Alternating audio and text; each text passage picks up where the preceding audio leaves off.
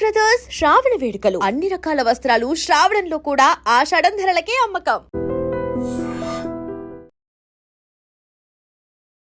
కృష్ణానగర్ కథలు అంటే ఇవి విషాద కథలు ఎంతమాత్రం కాదు. రంగుల ప్రపంచంలో తమ అదృష్టాన్ని వెతుక్కునే తొలి వేదిక నివేదనలు. గణపతి కాంప్లెక్స్, మంగా టిఫిన్ సెంటర్లు, కలలు పురుడు కోసుకునే ప్రసూతి వాళ్ళు, ఊహలు ఊసులాడుకునే నెలవులు, ప్రతిరోజు అదృష్టాన్ని పరీక్షించుకునే వేదికలు. నదులన్నీ సముద్రాన్ని చేరినట్టు కలలన్నీ ఇక్కడే కలుసుకుంటాయి, వెతలన్నీ ఇక్కడే తడుముకుంటాయి. ఇవే కృష్ణానగర్ కథలు. ఆల్మోస్ట్ 50 ఏళ్లకు పైగా సినీ కెరియర్ ఉంది, 40 ఏళ్లకు పైగా నాటక రంగంలో ఆయనకి అనుభవం ఉంది.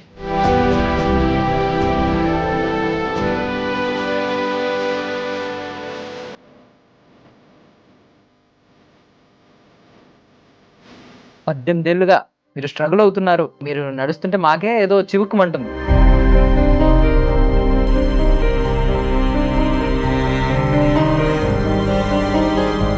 ఈ సినిమా మీద కానీ ఈ నటన మీద ఎందుకు అంత పిచ్చి? Love, affection, devotion, dedication, everything for sale. చిన్నప్పటి నుంచి నాటకాలు అంటే చాలా ఇష్టం, కానీ అప్పుడే 81లో సర్పంచ్గా గెలిచాను. ఎలా ఉంది సార్ ఇప్పుడు? రోజులు ఎలా నడుస్తున్నాయండి? మీ జీవనాధారం ఏంటి ఇప్పుడు? గవర్నమెంట్ నుంచి వచ్చే పింఛను. బట్ మీరు దశాబ్దాలుగా ఉన్నా కూడా ఏమీ సంపాదించుకోలేదంటే, కనీసం సొంత ఇల్లు కూడా లేదంటే? నా టైం బాగాలేక మరి నా మిత్రులంతా చాలా. మీరు సర్పంచ్గా పనిచేసి సంపాదించుకోలేదు, 4 సినిమాలో ఉండి సంపాదించుకోలేదంటే అది కొంచెం. అవకాశాలు వచ్చినాయి కానీ బోటా బోటిగా డబ్బులు వస్తే ఖర్చులు, చదువులు, పిల్లలు. తర్వాత అప్పులు అయ్యారా అన్న? ఏం లేదు, ఇప్పుడు నిల్లు. ఏ రోజు పోరాటం ఆ రోజు చేయాలి. కొంతమంది సహాయం చేయాలని అనుకుంటారు, అలాంటి వాళ్ళు ఏమన్నా మీకు సహాయం చేస్తే మీకు ఓకేనా? ఇప్పుడు ఉన్న పరిస్థితిలో తప్పదు. ఐ డ్రీమ్ ప్రేక్షకులందరికీ స్వాగతం, సుస్వాగతం. సో ఇప్పటి వరకు మీరు కృష్ణానగర్ కథలో అనేక మంది గెస్టులను చూసుంటారు, కానీ ఇప్పుడు చూడబోయే గెస్ట్ మాత్రం వీరందరిలో ప్రత్యేకమైన వారు. ఎందుకంటే ఆల్రెడీ చూశారు కదా, ఆయన ఆల్మోస్ట్ 50 ఏళ్లకు పైగా సినీ కెరియర్ ఉంది, 40 ఏళ్లకు పైగా నాటక రంగంలో ఆయనకి అనుభవం ఉంది. దాంతోపాటు ఆయన రకరకాల పనులు చేశారు, లైక్ సర్పంచ్గా పనిచేశారు, ఆర్ఎంపీ డాక్టర్గా పనిచేశారు. ఆయనకి 18 ఏళ్ల క్రితం పెరాలసిస్ వచ్చింది, స్ట్రోక్. బట్ స్టిల్ 18 ఏళ్ళుగా ఏమన్నా సినిమా అవకాశం వస్తే ఆయన ఎక్కడ వెనకడుగు వేయట్లేదు. ఏ నాటికలో ఆయనకు అవకాశం వచ్చినా కూడా వెనకడుగు వేయకుండా ఆయన నటిస్తూ ఉన్నారనమాట. బికాజ్ ఆయనకి సినిమా అన్నా, నటన అన్నా, ఈ కళారంగం అన్నా అంత అభిమానం, అంత ప్రేమ, అంత పిచ్చి. సో ఆయన పేరే గోదూరి మురళి గారు. క్లియర్గా చెప్పుకోవాలంటే శివ సినిమాలో జేడి చక్రవర్తి గారితో పాటు ఈయన కూడా వన్ ఆఫ్ ద యాంటాగనిస్ట్స్ అనమాట. సో మాట్లాడేద్దాం. సార్ నమస్తే. నమస్తే సార్. సార్ మీకు మేము తల వంచి నమస్కరిస్తున్నాం. ఇటువంటి పరిస్థితిలో కూడా మేము అడగగానే ఇంటర్వ్యూకి వచ్చినందుకు thank you so much. So first of all ఏంటి సార్, ఎలా ఉన్నారు? బాగున్నాను సార్. ముందుగా ఐ డ్రీమ్ ప్రేక్షకులందరికీ నా నమస్కారం. సో ముందు మాట్లాడుకోవాలంటే మీరు నడుస్తుంటే మాకే ఏదోలా ఉంది. బట్ 18 ఏళ్ళుగా మీరు స్ట్రగుల్ అవుతున్నారు. మీరు నడుస్తుంటే మాకే ఏదో చివుక్కుమంటుంది గుండెలో. బట్ మీరు మాత్రం ఎవరైనా సినిమా అవకాశం ఇస్తానంటే వెళ్తున్నారు, ఎంత దూరమైనా వెళ్తున్నారు. ఏంటి సార్ అంత పిచ్చి, అంత ప్రేమ? ఈ సినిమా మీద కానీ ఈ నటన మీద ఎందుకు అంత పిచ్చి? నాకు చిన్నప్పటి నుంచి నాటకాలు అంటే చాలా ఇష్టం. 73లో నాటకాలు వేయడం స్టార్ట్ చేసిన. ఆ విధంగా వేస్తూ 81లో నాటకాలు, 100 నాటకాలు ఆ ఏరియా అంతా అందరికీ తెలిసేలా అయిన తర్వాత సినిమాల్లోకి వెళ్ళాలని కోరిక పుట్టి, కానీ అప్పుడే 81లో సర్పంచ్గా గెలిచాను. సర్పంచ్ కూడా 84 వరకు చేసి రిజైన్ చేసి 84లో మధుసూదన్ రావు గారి ఇన్స్టిట్యూట్, మధు ఫిల్మ్ ఇన్స్టిట్యూట్లో జాయిన్ అయ్యాను. సో మీ బ్యాచ్మేట్స్ ఎవరండి అప్పట్లో? ఆహుతి ప్రసాద్ గారు, శివాజీ రాజా గారు, రామ్ జగన్ గారు, సూర్య గారు, ఒక అక్క ఒక బావ, వీళ్ళంతా నాకు. శివ సత్యనారాయణ. సూపర్. సో తర్వాత మేము శివ సినిమా ఇప్పుడు తీసి మరి ఆ సినిమా ఐకానిక్ సినిమా, మీకు బాగా తెలుసు. ఇప్పుడు ఆ సినిమా చూస్తున్నప్పుడు మొన్న గెస్ట్ వస్తున్నారని తెలిస్తే నేను ఆ సినిమాలో చూసి షాక్ అయ్యాను. సో అప్పుడు మీ వయసు ఎంత ఉంటుందండి? అంటే జేడి చక్రవర్తి గారు మీరు ఈక్వల్ వయసు కాదా? కాదు మా ఇద్దరి మధ్యన దాదాపు 13-14 ఏళ్ళ తేడా ఉంటుంది. బట్ అప్పుడు ఇద్దరు కొంచెం సిమిలర్ గానే ఉంటారు, అంటే ఒకే గ్రూప్ లా ఉంటారు, ఏజ్ గ్రూప్ లాగా. అది నా అదృష్టం. మొదటి నుంచి కూడా నడిచే ఏజ్ కంటే అంటే సంఖ్యాపరంగా ఓ 15 ఏళ్ళు తక్కువనే ఉంటుంది. అంటే బయోకానిక్ ఇది అన్నమాట. సో ఎంత సార్ ఇప్పుడు ఎంత ఉంటుందండి మీ వయసు? 75 నిండా 76 నడుస్తుంది. 76 నడుస్తుంది. 75 కంప్లీట్ అయిపోయినాయి, 75 పూర్తయినాయి. స్టిల్ మీరు మాత్రం మీలో జోష్ ఎక్కడ ఇంత కూడా తగ్గలేదు. ప్రకృతి సహకరించకపోయినా ఏం చేసినా మాత్రం మీలో ఆ ఉత్ప్రేరకం, దాన్ని ఏమంటారు, ఆ అగ్ని, ఆ బడబాగ్న అగ్ని అది ఎక్కడా చల్లారట్లేదు. బట్ ఎలా ఉంది సార్ ఇప్పుడు? రోజులు ఎలా నడుస్తున్నాయండి? మీ జీవనాధారం ఏంటి ఇప్పుడు? ఏముంది, గవర్నమెంట్ నుంచి వచ్చే పింఛను, గడప తడవ మా నుంచి కూడా సహాయం అందుతుంది. దాంతో గట్టాన్ అవుతున్నా. చాలా ఇబ్బందిగా ఉంది ఇంతవరకు. అంటే నేను కమ్యూనిస్టు స్వతహాగా 70 నుండి. నేను సర్పంచ్ చేసిన, ఆర్ఎంపీ డాక్టర్ చేసిన, ఇది చేసినా మిగుల్చుకోలేదు, ఇల్లు కూడా కట్టుకోలేదు. ఇప్పుడు మొన్న ఏదో రేవంత్ రెడ్డి గారి గవర్నమెంట్లో ఇందిరమ్మ ఇల్లు వచ్చింది, దాని నిర్మాణం పనిలో ఉన్నా. సో స్వతహాగా సినిమా రంగంలో ఉన్న వాళ్ళు ఒక 10 ఏళ్ళు ఉంటేనే వాళ్ళ మీద మన అభిప్రాయం ఎలా ఉంటుంది అంటే వాళ్ళు సంపాదించుకుని ఉంటారు బాగా అనే అభిప్రాయం ఉంటుంది. బట్ మీరు దశాబ్దాలుగా ఉన్నా కూడా ఏమీ సంపాదించుకోలేదంటే, కనీసం సొంత ఇల్లు కూడా లేదంటే ఒక సామాన్యుడిగా ఉన్నట్టు. అది అంతే, నా టైం బాగాలేక. మరి నా మిత్రులంతా చాలా డెవలప్ అయ్యిండ్రు, నాకు కరెక్ట్ బ్రేక్ రాలేదు. ఫస్ట్ సినిమానే మార్షలోనే మంచి క్యారెక్టర్, కానీ అది సినిమా ఆడకపోవడం వల్ల తర్వాత కనక మహాలక్ష్మి రికార్డింగ్ డాన్సర్, చిటికింది ప్లేడరు, ఏప్రిల్ 1 విడుదల, వంశీ గారి సినిమాలు చేశాను. ఆ తర్వాత శివ చేశాను. అలా చేస్తూ టైం వచ్చే టైంకే పడాల్సి వచ్చింది. ఆ టైంలో మీకు అవకాశాలు బాగుండేయండి? కరెక్ట్గా ఉండేది.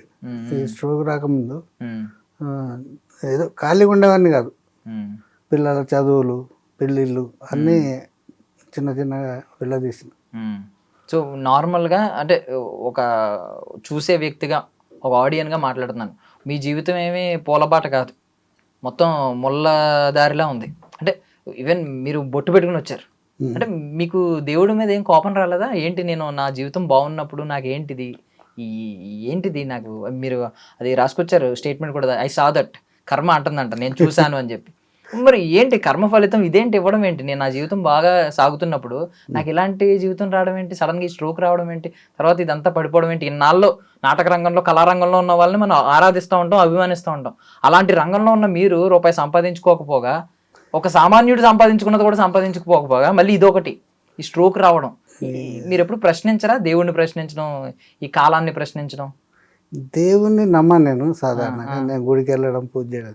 ఇది బొట్టు అనేది ఏంటంటే పెట్టుకుంటే ఏదో అట్రాక్షన్ లాగా కనబడుతుంది, ఫేస్ అని పెట్టుకుంటా అంతే తప్ప దేవుని కొరకు కాదు. ఇకపోతే నేను శ్రమని నమ్ముకుంటా.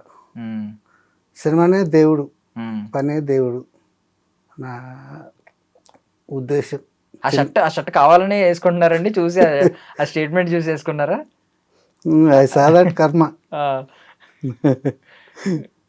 బట్ మీరు ఇప్పటికీ ఇలా నవ్వుతూ ఉండడం నిజంగా మీరు చాలా మంది జీవితాలకి నిజంగా ఒక ఇన్స్పిరేషన్. చిన్న చిన్న కష్టాలు వస్తేనే సూసైడ్ చేసుకునే రకాల వాళ్ళని చూస్తున్నాం మనం. యూత్, టీనేజ్లో ఉన్న వాళ్ళు చచ్చిపోతున్నారు, కొంచెం వయసు వచ్చిన వాళ్ళు చచ్చిపోతున్నారు. మొన్న మీడియాలో ఉన్న ఆమె కూడా చనిపోయారు సూసైడ్ చేసుకుని. అంటే చిన్న చిన్న కష్టాలు అని మనం అనలేము, బట్ మీలాంటి వాళ్ళని చూసి అట్లీస్ట్ ఇన్స్పైర్ అయ్యి జీవితం ఎలా ఉన్నా మనం పోరాడడానికి మనం ముందుకు వెళ్ళాలి, ఈదాలి అనే ఒక ఇన్స్పిరేషన్ ఇస్తున్నారు మీరు. నిజంగా సూపర్ సార్ అసలు. Thank you. So first of all మీరు శివ సినిమా అయితే మాకు బాగా తెలుసు. అసలు ఈ 150కి పైగా చిత్రాలు చేసుకుంటారు కదా, వీటిలో ఎవరెవరితో కలిసి నటించారు? నేను ఎవరినైతే చూసి ఇండస్ట్రీకి వచ్చానో చిరంజీవి గారిని, ఒక చిరంజీవి గారు తప్ప అందరితో చేశాను. పవన్ కళ్యాణ్ గారితో 4 సినిమాలు. ఏంటి సార్? ఖుషి చేశాను, జానీ చేశాను, గుడుంబ శంకర్ చేశాను. జానీకి నలుగురు స్క్రిప్ట్ రైటర్ దానికి పనిచేసిండ్రు, అన్న నేను ఒక్కరిని. జానీ స్క్రిప్ట్ రైటింగ్ లో మీరు ఉన్నారు. ఓకే. అంటే పవన్ కళ్యాణ్ గారి దగ్గర పవన్ కళ్యాణ్ టీం వర్క్ అన్నప్పుడు జరిగింది కదా, 2 ఏళ్ళు చేసిన ఆయన దగ్గర, ఆయనతో పాటు ప్రయాణం చేసినా కానీ అప్పుడు ఆ సినిమా ఆడకపోగానే ఇక మళ్ళీ ఎక్కడ వాళ్ళం అక్కడ. అనుకున్నారా అసలు సినిమా ఆ టైంలో దాని మీద అంచనాలు విపరీతంగా ఉన్నాయి, సడన్ గా సినిమా ఆడకపోవడానికి కారణం ఏంటంటారు? ఇక కారణం అంటే ఇక మీకే తెలియాలి. సో ఇవి చేశారు. ఇంకెవరితోనండి? ఎవరెవరితో? పవన్ కళ్యాణ్ గారు తర్వాత ఎప్పుడన్నా కలిసారా ఈ స్ట్రోక్ వచ్చిన తర్వాత? కలవాలి, నేను కలవాలి, నాకు ఇష్టం ఉండదు ఇలా. పవన్ కళ్యాణ్ గారిని కలవలేదు. నేను వెంకటేష్ గారితో చాలా సినిమాలు చేశాను, నాగార్జున గారితో చాలా సినిమాలు, కృష్ణ గారితో చేశాను, రాజేంద్ర ప్రసాద్ గారితో చేశాను, శ్రీకాంత్ గారితో చేశాను. శ్రీకాంత్ గారు అయితే మా ఇన్స్టిట్యూటే. అవునా? ఓకే. అంటే మీకు సీనియర్ అండి? జూనియర్, చాలా జూనియర్. నేను మద్రాసు వెళ్ళినే మళ్ళీ తిరిగి వచ్చిన తర్వాత ఆయన ఇన్స్టిట్యూట్లోంచి బయట 8 ఏళ్ళు గ్యాప్ ఉంటుంది. సో ఇప్పుడు చిరంజీవి గారితో తప్ప అందరితో నటించేస్తాను అంటారు. చిరంజీవి గారిని ఎప్పుడన్నా కలిసారా? అసలు ఎందుకు అది పాసిబుల్ అవ్వలేదు మీ ఇద్దరు కాంబినేషన్? అదేమో మరి కలవలేదు, అసలు మాట్లాడలేదు. ఇప్పుడు వచ్చి అసలు ఒకసారి కూడా కలవలేదు, మాట్లాడలేదు. ఎందుకంటారు? అంటే మీరు ఎప్పుడు ప్రయత్నించలేదు, అది నేచర్ కలపాలి అని అనుకుని ఉంటారు, అంతేనా? ప్రకృతి కలపాలి మమ్మల్ని అనుకుని ఉంటారు, కలవలేదు. బట్ ఇప్పుడు రాబోయే సినిమాల్లో ఏదైనా ఒక అవకాశం వస్తే, ఏదో ఒక చిన్న రోల్ వస్తే చిరంజీవి గారి దానిలో, అంటే మీ అభిప్రాయం ఏంటి? ఇంకా ఏమన్నా ఉందా మైండ్ లో? ఒకసారి నేను చనిపోయే వరకు చేస్తూనే ఉంటా. నాకు మొన్న రీసెంట్ గా మల్లేశడు అనే సినిమా చేశాను, హీరో ఫాదర్ కాలేదు, చాలా మంచి క్యారెక్టర్, ఇంకా రిలీజ్ కాలేదు. అది నటించుడు ఇక్కడ ఇది లేకపోయినా ఏందని అక్కడ నాటకాలు, ఊర్లో చెల్లని పైసలని ఒకటి తీసుకున్నా, ఇంకోటి మా ప్రేమకు న్యాయం కావాలని. చెల్లని పైసల్లో నాకు తగ్గ క్యారెక్టర్, మా ప్రేమకు న్యాయం నాకు తగ్గ క్యారెక్టర్. దీంతో పరిషత్తులకు కూడా వెళ్ళాను, కాకినాడ, విజయవాడ, వరంగల్, నిజామాబాద్ అన్నీ ఇదే. ఇప్పటికీ డైలాగ్ క్యారెక్టర్లు పెద్ద పెద్ద డైలాగులు చెప్పేస్తా ఉంటారండి? బ్రహ్మాండంగా చెప్తా, ఎంత పెద్ద డైలాగ్. ఒకటి ఏమన్నా మా కోసం ఏమన్నా ఒక డైలాగ్ చెప్తారా? ఏదన్నా మీ నాటకాల్లోది కానీ, నాటకాలలోది కానీ, లేదండి? మంత్రి, ఇది నీ కార్యాలయమేనా లేక బ్యూరోక్రసీ అనే ఇటుకలతో రెడిటేవిజం అనే సిమెంట్తో కలిపి కట్టిన కోట? కూర్చో భయ్యా, కూర్చో. ఓ రోజు వస్తుందిలే, న్యాయం అనే గుర్రాల మీద సమానత్వం అనే ఆయుధాలు ధరించి ఉప్పున వస్తుంది. ఒరే, అప్పుడు ఎక్కడ ఉంటారా నువ్వు, నీ బ్యూరోక్రసీ నాశనం అయిపోతారా. సూపర్ సూపర్, అసలు సూపర్. అసలు ఒక్కసారి స్విచ్ అయ్యారు అంటే ఇప్పుడు దాకా ఎలా మాట్లాడుతున్నారు కదా, డైలాగ్ ఎలా చెప్తారు, ఏంటి ఏ డైలాగ్ చెప్తారో కూడా తెలియదు కదా మాకు. ఇంత పవర్ఫుల్ డైలాగ్ చెప్తారని మేము అనుకోలేదు. సూపర్. ఇందులోదండి ఇది నాటకం అండి ఏదన్నా? ఇది రుద్రవీణ అని ఎండమూరి గారి నాటిక. 77లో ఒక 100 ప్రదర్శనలు ఇచ్చారు, అన్ని భవిష్యత్తులో కుదిరారు. ఇండస్ట్రీకి రాకముందు కుక్క, పాలేరు, ఫర్సేల్, రాయి, ఇవన్నీ అమోఘమైన నాటికలు, ఇవన్నీ వేసిన. 70s లోనే మొదలెట్టారు మీరు నాటకాలు? 74. అప్పుడు 74లో అంటే ఆ టైంకి మీరు సినిమాల మీద మీకు అంత ప్రేమ ఇంకా రాలేనట్టుంది కదా? సినిమాలల్లో అంటే నేను 72లో సినిమా ఇక్కడికి హైదరాబాద్ వచ్చాను, వచ్చి వేషం కోసం ట్రై చేశాను. చేస్తే మేకప్ వేసాను, కెమెరా ముందు నిలబెడితే ఏం డైలాగ్ రాలేదు. ఆయన ఏమన్నాడు, ఆ డైలాగ్ ఇప్పటికి గుర్తు, improve your talent and try అని పంపించిండు ఆయన. ఈ టాలెంట్ ఏం చేయాలి, నేను 72లో వెళ్తే ఇక 73లో సంస్థ స్థాపించిన కళాశక్తి అని. ఇక అక్కడ నుండి నాటికలు, నాటకాలు, పద్య నాటకాలు, ఇవన్నీ నడుస్తుంది. ఓకే. సో ఫస్ట్ మిమ్మల్ని మీరు సినిమాల్లోకి రాకముందు ముందు నాటక రంగం ఒకసారి మిమ్మల్ని కౌగులించుకుని తర్వాత పంపించింది అనమాట. 11 ఏళ్ళు నాటకాలు వేసాను, ఇప్పటికీ వేస్తూనే ఉన్నా. మన కేసీఆర్ గారి ప్రభుత్వంలో దశాబ్దోత్సవం వల్ల 50 సంవత్సరాలు నాటక రంగానికి సేవ చేసినందుకు అప్పటి మంత్రి శ్రీనివాసరావు గారు సన్మానం చేసిండ్రు. సినిమాటోగ్రఫీ మంత్రి అప్పుడు చూసాం మీ సన్మానం అప్పుడు స్టేజ్ మీద. అంటే ఈ సినీ రంగం ఇదంతా పక్కన పెడితే మీకు మామూలుగా ఇండస్ట్రీలో బయట ఆఫ్ ద స్క్రీన్ ఎవరు మీకు బాగా క్లోజ్గా ఉంటారు? మీతో టచ్ లో ఉండి ఎక్కువగా మాట్లాడే వాళ్ళు ఎవరు? ఇదే జేడి గారు. మ్మ్. మీరిద్దరు ఫ్రెండ్స్ కదా, శివ సినిమాలో ఇప్పటికీ ఫ్రెండ్షిప్ కంటిన్యూ అవుతుంది. చదువుతున్నది అందరూ ఎవరు కలిసినా చాలా పద్ధతిగా మాట్లాడతారు, మ్మ్. అందరితో బాగానే ఉంటా. మ్మ్. నేనైతే ముఖ్యంగా ఈ 18 సంవత్సరాలు కంటే ముందు కూడా శ్రీధర్ రెడ్డి గారని మ్మ్. డ్యాన్స్ మాస్టర్, మ్మ్. ఆయన డైరెక్షన్ కూడా చేశాడు. ఆ, ఆయన మేము కలిసి ఉండేవాళ్ళం 40 ఏళ్ళ నుంచి. మ్మ్. నాకు ఇట్లా అయిన తర్వాత మళ్ళీ అదే రూమ్లో నాకు ఒక రూము, బెడ్ ఇప్పటికీ మ్మ్. వస్తే ఆయన నన్ను చూసుకుంటాడు. మ్మ్. నా గాడ్ ఫాదర్ ఆయనే. సో ఇప్పుడు జేడి గారు అన్నారు, ఆయన ఏంటి ఎలాగా అంటే కలుస్తూ ఉంటారా ఎప్పుడన్నా ఇక హైదరాబాద్ అంతే వచ్చినప్పుడు? మా ఇద్దరి మధ్యలో ఈ స్నేహమే కానీ ఆర్థిక సంబంధాలు ఏం లేవు. మ్మ్. కలుస్తూ ఉంటారు ఎప్పుడైనా వచ్చినప్పుడు, మాట్లాడుతూ ఉంటారా ఫోన్లు చేసి ఎలా ఉన్నావు ఏంటి? ఫోన్లో ఏమంటారు మిమ్మల్ని మామూలుగా? మురళి అని పిలుస్తారా? మురళి అంటాడు. ఓకే. అప్పట్లో ఏమన్నా మామ ఇలాంటివి ఏమైనా పిలుచుకునేవారా? లేదు లేదు, మురళి పేరు ఇప్పుడు ఆర్జీవి గారితో ఏంటి మీ బాండింగ్ ఎలా ఉండేది? ఆర్జీవి గారు సినిమా డైరెక్టర్ కాకముందే నాకు పరిచయం.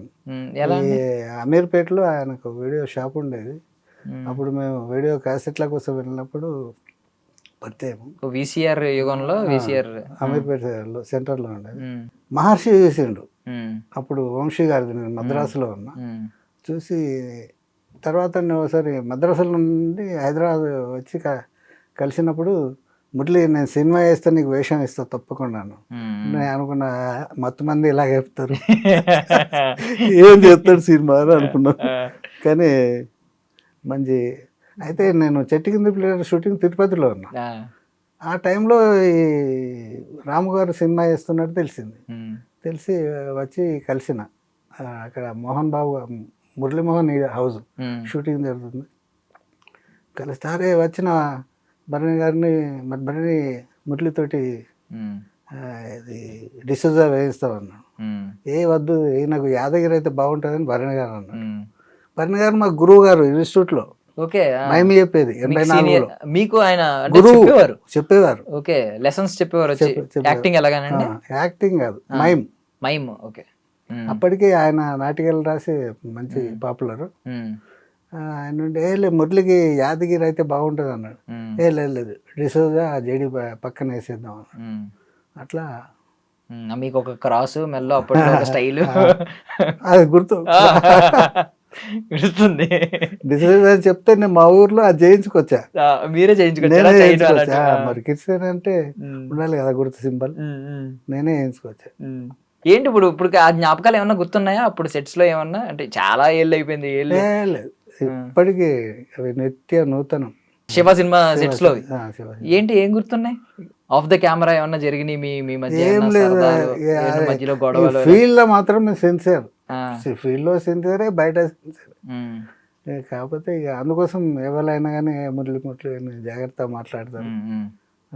జోకులు చేసుకుని, ఇప్పుడు ఉత్తేజ్ భాయ్ ఉన్నాడు, ఆయన మొదలు మీరు అంటాడు, తర్వాత బావా అంటాడు, తర్వాత అరెవరు అంటాడు.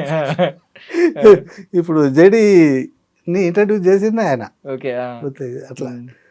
సో బాగా క్లోజ్ అనమాట ఉత్తేజ్ గారు కూడా. ఉత్తేజ్ మన కృష్ణవంశీ గారు, ఆయనకి అసోసియేట్ శివకి, శివనాగేశ్వరరావు కో. అంటే నేను ఆ ఫొటోస్ లో చూసా, పాత ఫొటోస్ లో కృష్ణ వీళ్ళందరూ కలిసి ఉంటారు అనమాట. కృష్ణవంశీ గారు, తేజ గారు కెమెరా అసిస్టెంట్, నెక్కర్లు వేసుకొచ్చి. అవును అవును. రసూల్ గారు నెక్కర్ వేసుకొచ్చేది దానికి కెమెరా. ఎస్ గోపాల్ రెడ్డి గారి రిలేటివ్ రసూల్ గారు.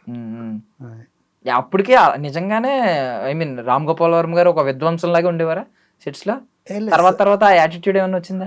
లేదు, అప్పుడు చాలా సిన్సియర్ గా. ఆయన గోపాల్ రెడ్డి గారికి ఇలా అని చెప్పేవారు. ఆయన ఇంటెన్షన్ అర్థం చేసుకుని ఈయన లెన్సులు ఈ లెన్స్ వేయి, అది కాదు డైరెక్షన్. ఈయన మామూలు సీన్ థీమ్ ఏంటి, నాకు ఇది కావాలి, మూడ్ ఎలా ఉండాలని చెప్పేవారు. ఇలా కొడితే ఈ పెదు పగిలిపోవాలి అని చెప్తే ఇక మిగతా అంతా గోపాల్ రెడ్డి గారు తీసుకున్నారు. ఎప్పుడు తర్వాత ఎప్పుడన్నా రామ్ గోపాల్ వర్మ గారిని కలిసారా ఎప్పుడన్నా? మధ్యలో చాలాసార్లు కలిసిన. లాస్ట్ అంటే 25 years ఫంక్షన్ అయింది అన్నపూర్ణ స్టూడియోలో. అది జరిగి కూడా ఇప్పుడు 10-15 ఏళ్ళు అవుతుంది. అప్పుడు కలిసారు ఇంకా లాస్ట్? అప్పుడు కలిసాను. సో మీకు ఎంతమంది అండి, అంటే ఫ్యామిలీ పిల్లలు ఎంతమంది? ఇద్దరు అమ్మాయిలు ఒక బాబు. ఉమ్, ఇద్దరు అమ్మాయిలకు పెళ్ళిళ్ళు అయినాయి, ఉమ్, వాళ్ళ కూతుళ్ళు. ఉమ్. పెద్ద అమ్మాయి కూతురుకి ఇద్దరు కూతుళ్ళు. ఆహా, ఓకే, ముని మనవరాళ్ళు. బాబు ఇక్కడనే పని చేస్తాడు హైదరాబాద్లో. ఉమ్, కానీ వాని ప్రైవేట్ జాబ్ చేస్తుంటాడు. ఇక పోటీ వానికే సరిపోదు. ఉమ్. అది అంటే ఏం చేసేవారు బాబు? బాబుని కూడా ఇందులోకి సినిమా ఫీల్డ్లోకి తీసుకొచ్చారా? కాదు ఇక వాడు ఇంటర్మీడియట్ అయిన తర్వాత ఇక్కడ మా తెలుగు యూనివర్సిటీలో జాయిన్ చేసిన. జాయిన్ చేస్తే అలా ఎంఫిల్ దాకా వెళ్ళండి. ఎంఫిల్లో 2 గోల్డ్ మెడల్ వచ్చినాయి. తెలుగు లిటరేచర్ అండి? తెలుగు లిటరేచర్. వాడు ఒక బుక్ కూడా రాసిండు కర్నూలు నాటక రంగం గురించి. దాని మీదనే 2 గోల్డ్ మెడల్ వచ్చినాయి. ఓకే, బుక్ ఆయన రాసిన పుస్తకం మీద. ఏంటి పేరేంటండి ఆయన? కరీంనగర్ జిల్లా నాటక రంగం. దాని బుక్ పేరు ఏంటి? మీ అబ్బాయి పేరు ఏంటండి? జేవీర్. జేవీర్. Okay okay. ఇప్పుడు ఆయన ఏదో ప్రైవేట్ జాబ్ చేసుకుంటున్నారు ఏదో. ఆయనది పాపం ఆయనకి సరిపోతుంది. మొన్న అంటే మధ్యలో ఒక సంవత్సరంన్నర బాగానే ఉండింది. కేటీఆర్ గారు ఉన్నప్పుడు డిజిటల్ మీడియాలో సెక్రటరియట్లో తీసుకున్నాడు. రేవంత్ రెడ్డి గారు వచ్చిన తర్వాత కూడా 1 ఇయర్ పని చేసిండు. ఏదో సమ్ ఇక ఇష్యూలో తీసేసాడు. ఇప్పుడు మళ్ళీ ప్రైవేట్లో చేస్తాడు. అంటే ఇప్పుడు ఎన్నాళ్ళు అయిందండి పెళ్ళిళ్ళు చేసి? ఇప్పుడు అంటే ఒకరు ముని మనవరాలను ఎత్తారంటే 90s ఒకరిని, ఒకళ్ళను 2005లో ఒకరికి, చిన్న అమ్మాయికి. సో ఆల్మోస్ట్ బాధ్యతలన్నీ అప్పుడు తీర్చేసుకున్నారు. తర్వాత అప్పులు అయ్యారా అన్న? ఏం లేదు ఇప్పుడు అప్పులు ఏం లేవు. నిల్వ 1 రూపాయి లేదు.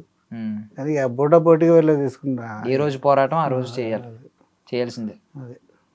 అంటే మీకు ఇప్పుడు అవకాశాలు ఏం వస్తున్నాయి అసలు? జనరల్ సినిమాల్లో మీకు తగ్గ క్యారెక్టర్ ఎవరైనా తెలిసిన వాళ్ళు రాస్తున్నారా? అంటే మీ పరిచయస్తులు రాస్తున్నారా? నార్మల్గా ఎవరైనా బయట వాళ్ళు కూడా పిలుస్తున్నారా? ఈ బయట వాళ్ళు తక్కువనే. అదే మన చౌదరి గారు అప్పుడు 4 సీరియల్లో ఇచ్చాడు వేషాలు. ఇప్పుడు లేదు, ఏం లేదు. కొంచెం లాంగ్ రన్ సీరియల్స్ ఎవరు రాయట్లేదు అంటే ఎక్కువ క్యారెక్టర్ ఉండేది ఎపిసోడ్లు ఉండేది? లేదు. అదే 12 వరకే, 2012 వరకే సీరియల్స్.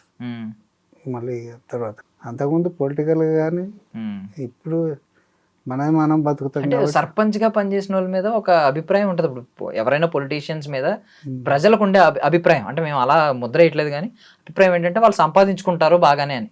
మీరు సర్పంచ్ గా పనిచేసి సంపాదించుకోలేదు, ఇన్నాళ్ళు సినిమాలో ఉండి సంపాదించుకోలేదు అంటే అది కొంచెం మాకు సినిమాలు అంటే సరి అయిన అవకాశాలు వచ్చినాయి కానీ పోటీగా డబ్బులు వస్తే ఖర్చులు, చదువులు, పిల్లలు చదువులు ఇవన్నీ వెళ్ళినాయి. ఇక రాజకీయం అంటే నాది స్ట్రేట్ ఫార్వర్డ్ ఇప్పటికి కూడా. అది ఎందుకు మీకు కమ్యూనిస్ట్ భావజాలాలు ఎందుకు వచ్చినాయి మీకు అసలు? ఇక ఉన్న అక్కడి పరిస్థితులతోని నాకు అటువంటి నిర్ణయం తీసుకున్నా. అంటే మా కమ్యూనిటీ వాళ్ళు చాలా తక్కువ. వేరే కమ్యూనిటీ వాళ్ళు డామినేషన్ చేస్తే, మా ఊర్లో జాగీర్దారు ఉండే, అంటే మీ రంగస్థలం లాగుంటుండే 70లో, చెప్పులు చేతులు పట్టుకొని నడవడం, అలాంటి సిచ్యువేషన్ నా టైంలో. నాకు ఎదురు దెబ్బ తగిలింది. తగిలితే ఇంటర్మీడియట్ టైంలో కమ్యూనిస్టులు అయ్యాను. ఇక అక్కడ నుండి మీటింగ్లోకి వెళ్ళడం, ఊర్లో మీటింగ్లు పెట్టడం. మా కమ్యూనిటీ 4 ఏళ్ళకి ఎవరు భయపడతారు? దీంతో మొత్తం యూత్నంతా ఒకటి చేస్తేనే నేను 11 ఏళ్ళ తర్వాత సర్పంచ్ కాగలిగాను. లేకపోతే సర్పంచ్ గాను, 1 రూపాయి ఖర్చు పెట్టలేదు. సర్పంచ్ 1 రూపాయి ఖర్చు పెట్టలేదు, 1 రూపాయి సంపాదించలేదు. ఇంకా కొంచెం అప్పుడు నేను డాక్టర్ పని చేసేది మంచిగా. అది కూడా గవర్నమెంట్ హాస్పిటల్ లాగే. అది చదువుకున్నారు, దానికి ఆర్ఎంపీ తగ్గ చదువు చేశారా? కాదు, ఇంటర్మీడియట్ అయిన తర్వాత ఏం చేయాలో అర్థం కాక ఒక డాక్టర్ గారి దగ్గర ఉండి 1 ఇయర్ ప్రాక్టీస్ నేర్చుకొని పెట్టిన. సో మీరు అంటే ఒక థింగ్ ఏంటంటే, మీరు ఇది 3rd ఫ్లోర్లో ఉంది మన ఆఫీసు, మీరు కింద నుంచి నడుచుకుంటూ వచ్చారు, ఎక్కడ సహాయం ఎవరిది అడగట్లేదు, మీరు చాలా ధైర్యంగా నడిచి వస్తున్నారు. నాకు డౌట్ వచ్చింది, పైదాకా బాగానే రాగలరా లేదని. మీరు ఈ 18 ఏళ్ళ జర్నీ చెప్తుంటే నాకు అసలు మీకు ఇది ఫరకే పడదు అసలు. మీకు మీరు ఏం ఆశిస్తున్నారు అసలు జీవితంలో? అంటే ఇంకేం చేద్దాం, మనకి ఏం చేద్దాం, ఎవరైనా అవకాశాలు ఇస్తే ఏం చేద్దాం, అలా ఉంటుంది కదా ఒకటి మైండ్లో. ఎవరు ఏ అవకాశాలు ఇవ్వాలని కోరుకుంటున్నారు? నేను నటించడానికి అవకాశాలు ఇస్తే చాలు, చచ్చిపోయే వరకు చేస్తా అంతే. నేను బతకగలిగితే చాలు. మీకు అసలు రెమ్యూనరేషన్ ఎలా ఇస్తున్నారు ఇప్పుడు ప్రజెంట్? ఈ సిన్ ఒక్కో విధంగా ఇచ్చేది. ఇప్పుడు సీరియల్ చేసినప్పుడు డైలీ 3000 ఇచ్చేది. సినిమాలు గుండుమ శంకర్ అయితే 1,00,000 గుండోలు వరకు అయితే ఇట్లా ఎప్పుడూ డిమాండ్ చేయలేదు. వాళ్ళు ఎంత ఇస్తే అంత మా కోసం అంటే ఇప్పుడు ఎమోషనల్ సీన్ ఏమైనా చేయగలరా? అంటే మీరు ఇందాక ఎమోషన్ అంటే పవర్ఫుల్ డైలాగ్ కూడా చెప్పారు, అవతలకి వార్నింగ్ ఇచ్చేది. అదే కొంచెం ఎమోషనల్ సీన్ ఏమైనా మీరు బాధపడుతూ love, affection, devotion, dedication, everything for sale.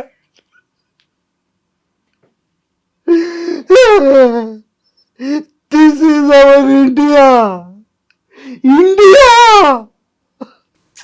Super super super. కళ్ళలో నీళ్ళు తిరిగి విత్ ఇన్ సెకండ్స్ ఒక 2-3 సెకండ్లో కళ్ళల్లో నీళ్ళు తిరిగేలా చేశారు.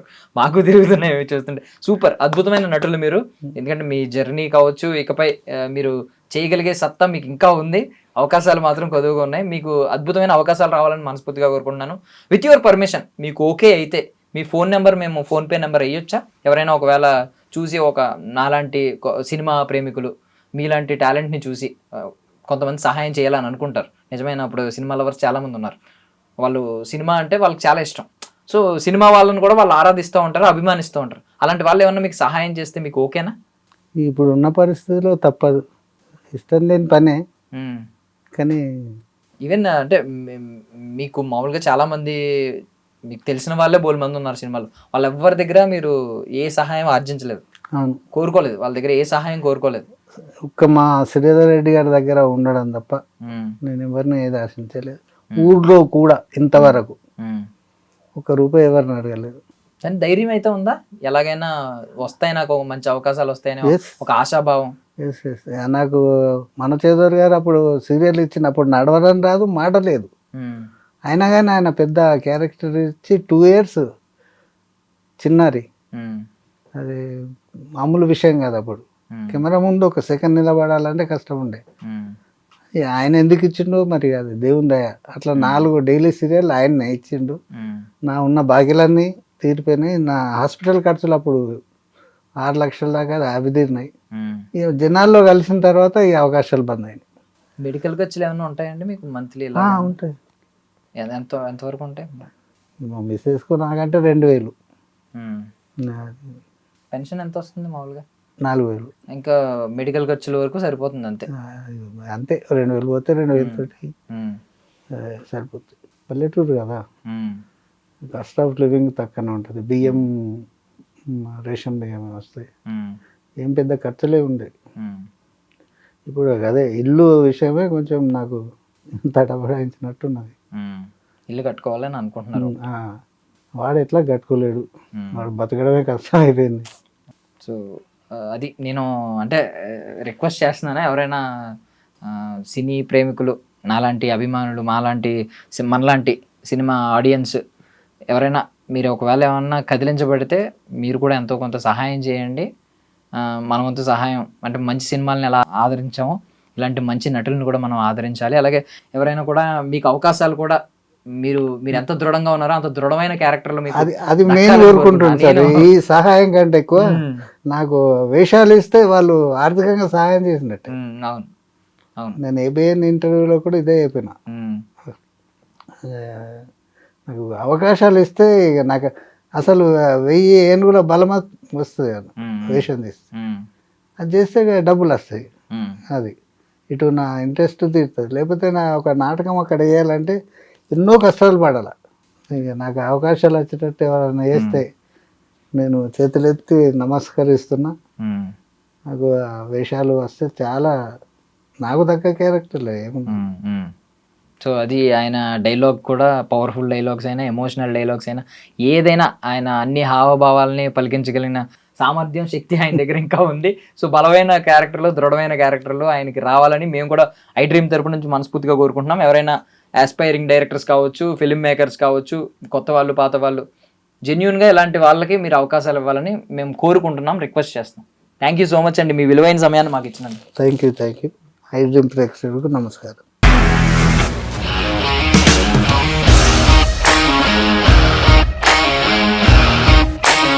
ఇండస్ట్రీలో కమిట్మెంట్ ఇష్యూస్ వస్తే నీకు కూడా వచ్చినట్టు? మార్నింగ్ తీసుకెళ్ళానంటే కొట్టి పడేస్తారు.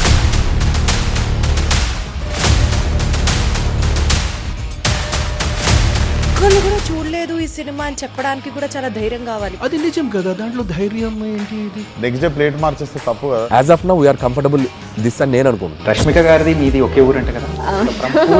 మీకు కోపం వచ్చిందంటే బాగా తిట్టేత్తరా? తిట్టేద్దామండి. నిజంగా గేమ్ ని ఎలా చేంజ్ చేయగలిగారు? ఏపీఎస్ఎఫ్సి వాళ్ళకి 6 నెలల్లో నేను 6 లక్షలు కట్టా. బిజినెస్ చేయాలనుకుంటే it is as difficult as riding a tiger.